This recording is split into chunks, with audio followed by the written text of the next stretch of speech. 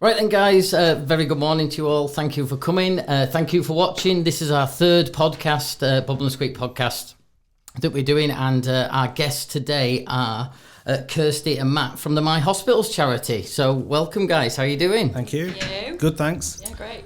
Right then, so I've invited on to the podcast because a lot of people know that we basically we work in conjunction with you guys earning loads of money for the My Hospitals charity. So we've got you on here today to basically just have a quick discussion about what you do, how you do it, where's the charity started from, and get all the bump that we need to get so people get to know more about this amazing charity that we work closely with. So basically, I've got my running order just here. I have to move the microphone out the way a little bit.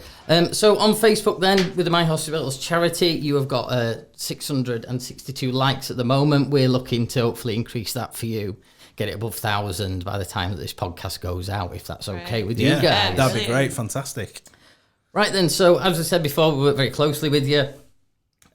Basically, we thank you for coming on, being here with us today. We just want to know a few things. How are people going to recognise you? How are they going to know you? We just want an introduction of yourselves. So we'll start with Matt.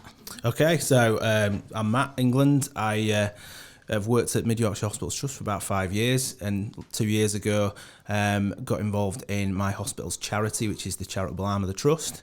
And we did a rebranding and relaunch to the name My Hospitals Charity, and we've developed a fundraising team, and Kirsty's a fundraising manager for the team.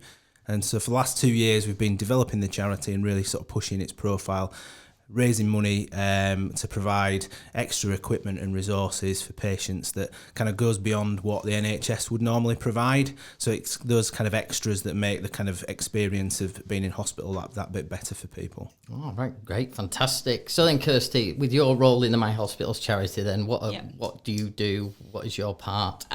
So I'm the manager for the fundraising team. We're quite a small team. There's myself, Matt, Joe and Emmy, and our role collectively, because we've all got different skills which kind of complement each other, skills and strengths, is to raise the profile of a charity, support people that want to raise funds for us, and also to share the stories about the difference and the impact that makes, because I think NHS charities are still sort of an evolving area really, and a lot of people probably aren't aware that NHS charities exist. So it's about raising the awareness and explaining to people the difference that it makes, that things aren't just routinely funded, and that we do need charities to support, to ensure that we are providing the best level of support and healthcare that we can really for our communities. Oh, fantastic. When did you both start with the charity then? When did you get on board, or how long's the charity been going itself? So the Trust has had a charity for quite a long time, but up until a couple of years ago, it wasn't really promoted very much. You wouldn't really kind of be aware of it, and so I worked at the Trust since 2015, but 2 years ago was asked to kind of lead the fundraising side of the charity. And one of the first things we did, which was a great move, was to recruit Kirsty as the fundraising manager. So that was in 2018, I think. Yeah. So that's when I first met you then, wasn't it? Pretty much? Yeah, not long after that, yeah. Mm-hmm. So, and you've been there from 2018, so this is like you're coming to your second year then of doing what you... it is with this trust, yeah. So I've worked in the NHS for, it'll be 7 years this year. But yeah, with Yorkshire, I've been here for 2 years now. And it's been fantastic really to see it go from having little sort of brand awareness out there to people actually recognising us now and contacting us. So it's going from strength to strength. It's really positive. Hence why we wear these fantastic brightly pink coloured shirts when we're doing a week's worth of charity fundraising for you guys. Yeah. So within the charity, you do your various jobs and roles. Where are you mainly based? So the team are based at Pinderfields Hospital in Wakefield. We're currently in the trust headquarters, but we're hoping to get a more permanent presence within the hospital itself, so that we're effectively closer to the patients and public, so we can kind of engage with people and tell them what the charity is about and how to donate. We do cover as well Pontefract Hospital and Dewsbury Hospital, and then also we've got like community services that are based in Wakefield. So we try and kind of cover all of those areas as much as we can, but generally we're based out of Pinderfields at the moment. Based out of Pinderfields. I know you do the odd thing when you go over to Dewsbury. Yeah, and we do. We definitely like to touch with the other sites Absolutely, as well. We're here for all. So yeah. So with regards to the money that's raised then by people like myself or people doing donations or just generally, well, a lot of the things happen in the atrium, don't they, in Pinderfields Hospital. Where does the money go, and how does it help the patients and their families? So last year the charity granted almost £500,000 of funds to support patient care and enhancing the patient environment and experience. Some of the kind of really good things that the charity was able to fund were things like we purchased these reminiscence software systems and kind of IT kits, and they're used for patients with dementia. So coming into hospital for a patient with dementia who can be quite confused, can be quite daunting and disorientating. And these kind of units allow us to kind of put media on which has like pictures of family or films and music from a kind of era that they are more comfortable with, and it just kind of helps them to feel more comfortable and relaxed in hospital. So that's one of the big things that we've done. It's because we don't like a lot of people, especially at Christmas time, they might donate presents just for the kids ward and everything, things like that, don't they? So you're with the My Hospitals charity, I'm right in thinking that you actually, the money goes into a pot and then it's actually divided out to the areas that actually need it more, because people in dementia, the department, might not get the same amount of funding as the children. Yeah. That's right, We've got a set of different funds within the charity that are all linked to different kind of clinical areas, and there are fund managers that work within, like, might be the matron on a ward, and they're able to kind of access those funds to kind of do things that will make kind of the environment better and the experience better for people. One of the best things that I heard that you did with the money that was raised is when Kirsty showed me around. There was like, it might have been on one of the wards where you actually kind of built a hotel room in the hotel. Yes, the relatives' rooms. Yeah, that was absolutely amazing. So they got everything there, so they don't actually have to leave the hospital if anything is extreme, so to speak. What we're trying to work on in that and developing that area a little bit more is that we're trying to create rooms within the ward areas as well now, so that if you are staying with someone, you want to be close, and we appreciate that those rooms are not always the closest to the ward area where their loved one might be. So we're trying to look at different ways in which we could create a space within the ward areas so that they're able to stay on the ward and be that bit closer to the loved one. Which is fantastic. Which you might probably all agree with that. How do people get into to help donate to you, or how do they get involved in things or charitable things that they can do to help raise money for the My Hospitals charity? There's a number of ways you can get involved. Obviously, you can get in touch with us through our contact details, which will be made available to you. We're on the social media platforms, so Facebook, Instagram, LinkedIn, Twitter.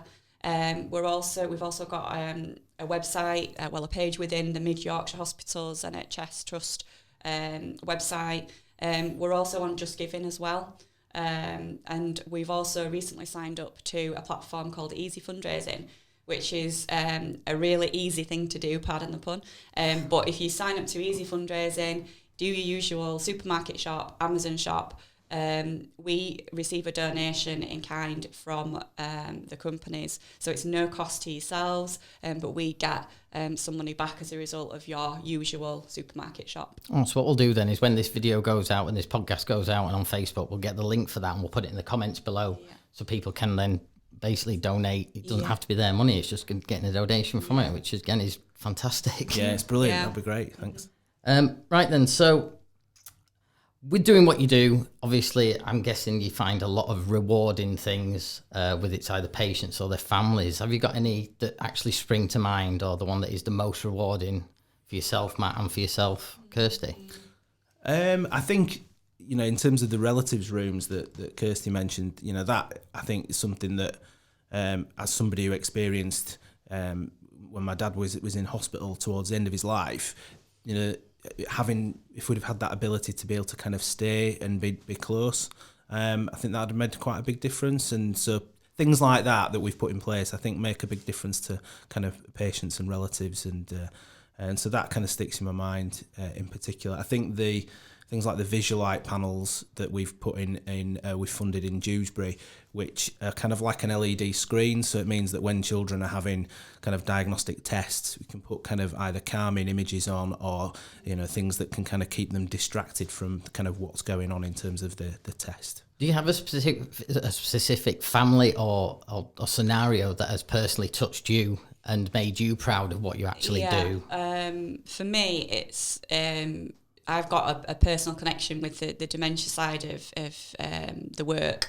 From experiences a bit like Matt said, really, when you've had personal experiences with a family member that's experienced living with dementia, I think it becomes even more personal.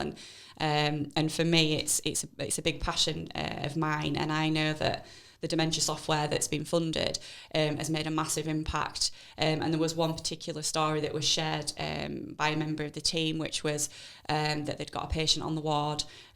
He was unable to communicate anymore. He was quite advanced.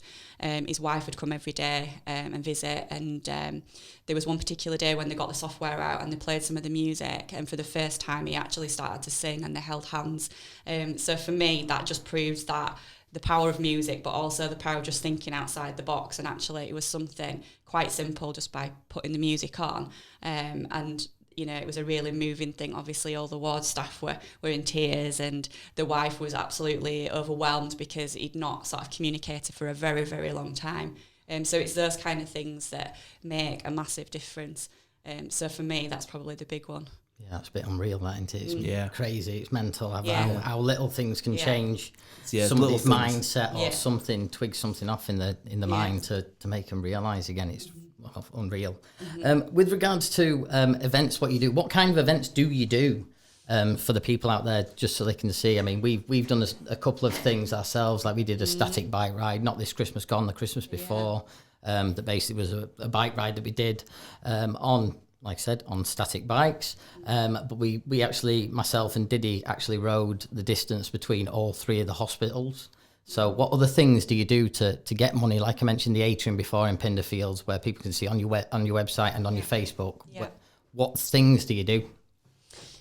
We do a variety of things, and because this is sort of year 3 for us, so we're still learning and we're still growing, and we're still very open to people coming and giving us ideas. And if there's something that a particular individual would like us to look into, then we'd always be open to considering new events and things like that. But I know this year we're looking at sort of replicating what we did last year with the Dragon Boat Race at Pugneys. So that's happening again in July this year.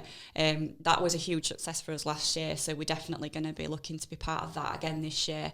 And then Great North Run, that's one of probably our biggest events of the year. Yeah, I did that last year, and that was an absolute killer. Absolute killer, I did that. Yeah, me too. Yeah. So, and it's the 40th anniversary year this year, so it's going to be, and it's always an incredible event, but this year is going to be particularly special, I think, with the things that they'll be organising, that Simpler Health will be organising as part of that.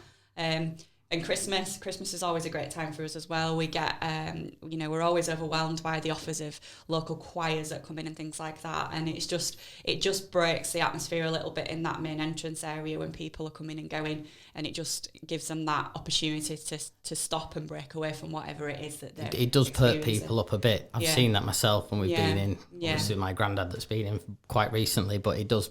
He always wanted to go up and listen to the choir and just sit there and just get his thoughts together and everything like that. So it is fantastic. Yeah, it's lovely at Christmas, the choir. Mm-hmm. It's really good. Mm-hmm. What is the highlights of 2019 for yourselves then? What was the main thing that probably stood out in both your minds that you did, or what you bought, or what was the main thing that made you think 2019 that was special? That I think for me it was the kind of Great North Run, because we'd had places in the Great North Run the previous year for the first time ever, but we'd only had 3 runners, And so we sort of took a decision to kind of go bigger on that, and we ended up with 18 runners in the 2019 Great North Run. I ran it, and other colleagues ran it, and members of the public as well. I think that was, for me, seeing everybody at the end with the same vests on, with the brand logo or the My Hospitals charity logo, that marked a real kind of we've made kind of a big step from where we started. I think we weren't in that photo because we were way back. We were struggling. Can't be true. You can't have been behind me. But yeah, it was fantastic. It was a great day out. It's all the support that you got all the way through the 13.2 miles was just absolutely unreal. It was fantastic. It was great. Unfortunately, I'm not doing it this year because I'm not daft. So I've got another thing that we're doing this year that's going to come up in a bit. So, so with the events that are going to be going forward and happening this year, have you got anything different that you're doing besides, or has anybody come up with you some daft idea that they want to do to raise money apart from my daft idea? Yeah. So it's not my daft idea, by the way. I've got, obviously, Diddy and Big Scott who work for us. Well, Diddy's got something on his bucket list, and Diddy wants us to jump out of a plane for the guys at My Hospitals charity. So we're working on that at the moment. But is there anybody... With a parachute, then? Yeah, well, yeah. Some of them might disagree about that with me, but so it's like, what has anybody brought some really daft idea to you, or what's the weirdest idea that's been brought to you and you've just gone, really? Or do I have to start get my thinking cap on and have a think something even more dafter? We've had a couple of abseil requests, to abseil maybe down the hospital building. That's quite cool. Yeah, that was one. Yeah, a novel one. Which to be fair, some hospitals do that in their organised through their charity. I'm trying to think if there's anything else. I suppose that abseiling down the hospital's probably been, although it's not that strange, it's probably been the most extreme one that people have said. Yeah, it certainly would be for me because I'm terrified of heights. So. I am. I'm not looking forward to the skydive, to be perfectly honest. But if it's going to raise a lot of money for you guys, then that's where we want to go. Yeah, that's fantastic. Yeah. With obviously we've talked about the charity now. We just want to get to know yourselves a little bit more. So, with what you do and how you do it, how do you keep yourselves motivated in doing what you do, and just in life in general? It doesn't have to be with a charity. How do you keep yourselves up there and on top form and wanting to go into work every single day, wanting to just be around every day and helping all these other people? What motivates you to go forward and keep going? Well, I suppose I get to work with a fantastic team in the fundraising team, so that's quite a big motivator. You've got to say that, I've got to say that, yeah. If you didn't know, Joe's over here as well. He didn't want to be on the podcast. He's just in the corner. Yeah, fantastic team. Don't ever leave. I think as well, like my experience with my dad at Pinderfields, he received amazing care and compassion, towards the end of his life, and that's something that really kind of keeps me wanting to push forward with the charity, because I can see then the things it allows us to be able to do that goes beyond what the NHS would normally fund. So that's kind of keeps me motivated. And yourself, Kirsty? I think for me, it's times like at Christmas, for example, with the choirs, there was quite a number of family members that actually brought their elderly relatives actually into the main atrium, and there was one lady in particular that stands out for me that a daughter had wheeled her down, and she used to be in a choir, and she asked whether she could join in with the community choir, and given the song sheet, again it shows the power of music, that she was singing her heart away down there, and I think it's those kind of moments where you just think you have to stop and think, this does make a difference, and it is so important, because being a family member that's been through the system and has had a family member in hospital for quite a period of time, you look back and think that could have made a massive difference for us, and so it's those kind of things really, remembering the stories and seeing the people and feeling understanding what they're going through as well, because when you've been there, I think it just makes it all the more personal. Sound right then. So with regards to, obviously you work very hard to do what you do, you've got to get the money coming through the door, you're helping all these people. How do you go away from the end of the day and try and cut off and unwind from all the work? And it is a pressured job. It is kind of like a sales job that you're doing to to give this extra care and buy these things for other people. How would you unwind after a day at work? I mean, it's a great part of my role. It's not all of my role. So I've got a corporate role within the trust as well. So this is actually a part that I really enjoy doing as well, and it gives me a lot of kind of satisfaction. I don't know if it classes as de-stressing.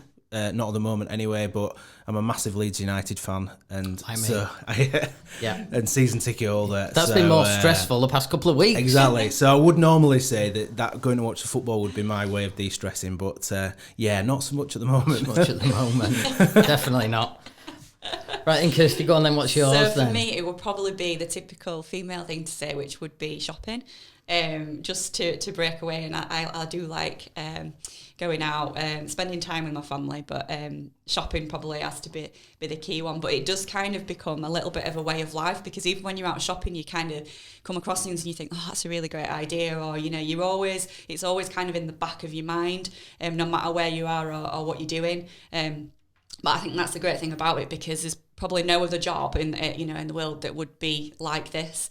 And so the opportunity to be able to meet the relatives that are wanting to give back, to be able to take them to the staff, and to be part of that is it's really humbling, really, because like I said, there's probably no other job in the world that's like this. Definitely not. Definitely not. I agree with that one. With regards to then, say, relaxing and chilling out, what are your, to get to know you a little bit more, what are your favourite foods? What are your favourite restaurants? What would you do if you were Mine would be Chinese. Chinese? Always Chinese. Favourite dish? Probably chicken chow mein and prawn crackers. Prawn crackers. To be specific, but yeah, I absolutely love Chinese, so I could eat that every single day of the week. That would be my favourite. Go on then, Matt. It'd have to be pizza. Definitely pizza. Pizza? Yeah, double pepperoni. If I had to take one food on a desert island, that would be it, an endless supply of pizza.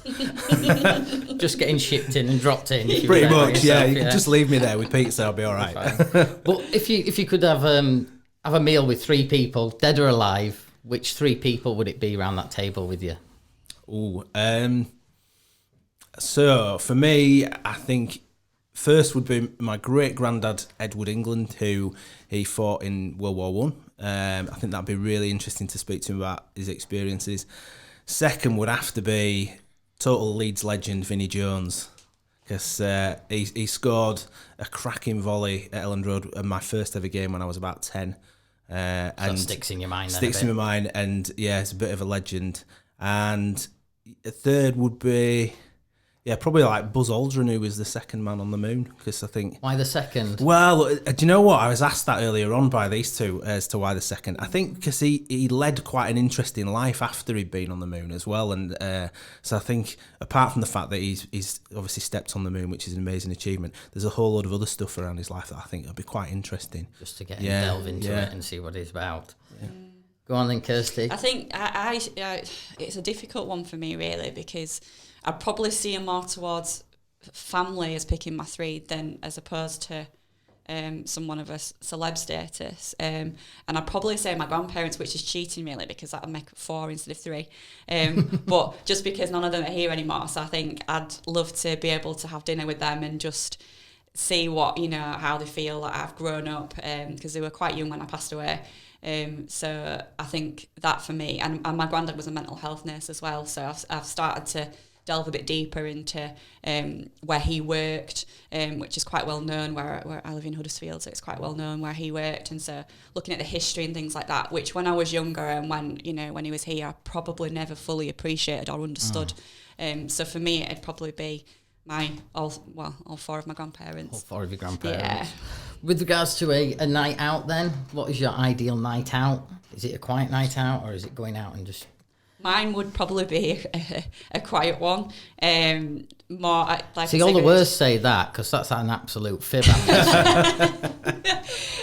So with my Chinese, with a good box set, with a good box set on TV, I'd definitely lean more towards a night in than a night out probably now. Matt? I do like a pint, so it'd probably be a few pints down the local pub with my friends. And a pub, quiz. And a quiz, And yeah. a quiz. Pub You love quiz a quiz. Thursday, yeah. Oh, right. Love a quiz on a school Yeah, night. I love a quiz, yeah. What inspires you? I've got another question now. What inspires you to push the charity further? We've talked about aspirations of where and what keeps you motivated and everything, but why? What inspires you to make this charity the biggest it can possibly be? What is the main inspiration behind you doing what you do? That's the one I want to get into. I think because we've seen how far it's come within, in a fairly short period of time, it just inspires you to continue to go more, to go that extra mile. There's always more that can be done, so it's always about what's the next step, how can we do something a bit different, how can we be the leader in something, and I think, you know, we host the Northern Regional NHS Charities meetings now, and that, you know, that's come within a relatively short period of time, but I think we are very forward thinking, and we're, you know, like I've said earlier, we're always open to ideas and suggestions. So if there's something that you think we're missing, you know, we're open to any ideas and suggestions. So I think, you know, that you know, that has to Basically, be they're taking the feedback from the people who are using the hospital. listening to those, yeah, absolutely, because it's the people. general public, it's our communities that matter, and we, you know, so that's what we're in it for. With regards to earning the money in that, what for the charities and things, it's not necessarily your charity. You want to raise money for obviously the My Hospital's charity, but any charity, what would be your top tip into getting involved in either organising events or just helping raise awareness and that bit of money to actually put towards a charity? What tips would you give people? I would say, you know, be realistic, know what you're looking to sort of set out to achieve, be open to people coming in and listen to what people have got to say. Obviously, you've got to be a fairly organised person, I would say, to probably run an event. But, you know, it's doable and it's well worth it if you can get into it. So I think, I think that would probably be. So if anything with the My Hospital's charity then, so they'd just come to you, they'd message you, and then we can see where take it from, and you can guide them like you did with us. I mean, I've done a few charity things in the past, but we're committed to working with you guys to earn as much as we can, and we want to be stuck and associated with you guys. Yeah, I think, I mean, it would be creative and get in touch with us, because, you know, Kirsty and the team can provide lots of support to people in terms of if they wanted to do charity things for My Hospital's charity. So we really want to hear from people about, you know, ideas, and you know, it's that enthusiasm from the public and staff that really kind of keeps the charity going, really. Good. From what you've learnt with the charity now, would there be anything that you know now you'd have liked to know when you first started or get into raising money for the My Hospital's charity? What would be the main thing that you've, like I said, you've learnt now, but you wish you'd have known when you started? I think it was new to me, was kind of working with a charity, so it was quite a steep learning curve, and I think we were quite cautious at first in terms of what you know, the kind of development, and I think probably looking back, we maybe needed to be a little bit more ambitious at the beginning, but we've certainly kind of caught that up now, and you know, we're looking at lots more different events, lots more kind of opportunities to fundraise. You know, we've gone bigger on things like Great North Run, and we want intending to go bigger with more teams doing the Dragon Boat this year at Pugneys. So yeah, I think it would be that kind of being a bit more kind of ambitious in terms of pushing the sort of development. But I think because we were both relatively new to the charity sector, we were just a bit cautious at first of getting it right, getting the branding right. So yeah, I think that's what you need a good brand with anything you do. Anything from a business to a charity, you need anything with your branding, and then it's just having the ideas and the nous and the balls generally to actually go for something and believe that you can do it. And I'm a firm believer in that if you've got something on your mind that you need to do, want to do, nobody's going to do it for you. You have to be the first person with that foot through that door and get in there. So good. What where can people find out more about the My Hospital's charity? I mean, on our website, on Bubble and Squeak website, we've got a donation page where you can donate straight to their Just Giving page, so you can have a look at that. But if they want more information about it, where would you send them to? Is it your Facebook page, and what is it, or is it your website? The Facebook page is a good one because it's shared. We we always try and share the stories about where the money's spent, because we appreciate that, you know, people are giving, and we always want to be open and honest and transparent about where that money is actually spent and the difference that it makes. So yeah, definitely the Facebook is a good one. It depends on the type of information you're wanting to obtain, but I think it's always good to pick up the phone and have a chat with us, or we're happy to come and meet people that, you know, want to have a chat and learn a bit more. Like yourself, we're happy for people to come on site and for us to actually show people where money has been spent as well, because that's really important, and for you to see the difference yourselves. So I think picking up the phone's always a great way to get involved. But like I say, email is absolutely fine too, the website. So there's a number of options. Have you got do you know the phone number, and do you know your email? 01924 546 017. And email? It's midyorks.myhospitalscharity@nhs.net. Fantastic. There you go then. So Kirsty and Matt from the My Hospitals charity, thank you very much for having the time to come and see us, doing this podcast with us, our third podcast that we're doing. I've got a couple of gifts for you if you want. I've just got to turn around and grab them. Thank you. Don't get excited, honestly. Right then, so I've got a bag here.